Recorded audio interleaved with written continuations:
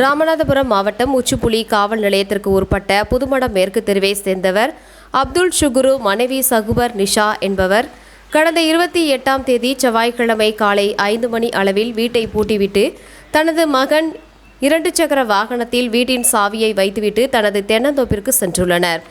1 மணி நேரம் கழித்து 6 மணிக்கு வீட்டிற்கு வந்து பார்த்தபோது வெளிகேட் உடைக்கப்பட்டு வீட்டுக்குள் சென்ற மர்ம நபர்கள் பீரோவில் இருந்த 21 லட்சம் மதிப்பிலான 21.7 சவரன் தங்க நகைகள் மற்றும் ரூபாய் 61.910 ரொக்க பணம் ஆகியவை திருடி சென்றுள்ளனர்.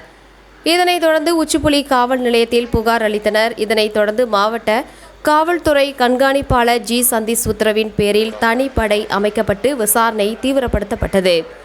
சகுபர் நிஷா வீட்டின் அருகே வசித்து வந்த கோபிநாத் சேதுபதி ஆகியோரை சந்தேகத்திற்கிடமாக தெரிந்ததால் இருவரையும் தனிப்படை போலீசார் அழைத்து சென்று விசாரணை மேற்கொண்டனர். இதில் இருவரும் சேர்ந்து வீட்டை உடைத்து நகை மற்றும் ரொக்க பணம் திருடிச் சென்றது விசாரணையில் தெரியவந்தது. இருவரிடம் இருந்து 21.7 சவரன் நகை மற்றும் 61.910 ரொக்க பணத்தை கைப்பற்றினர். இருவர் மீது வழக்கு பதிந்து நீதிமன்றத்தில் முன்னிலைப்படுத்தி ராமநாதபுரம் சிறையில் வியாழக்கிழமை அடைத்தனர்.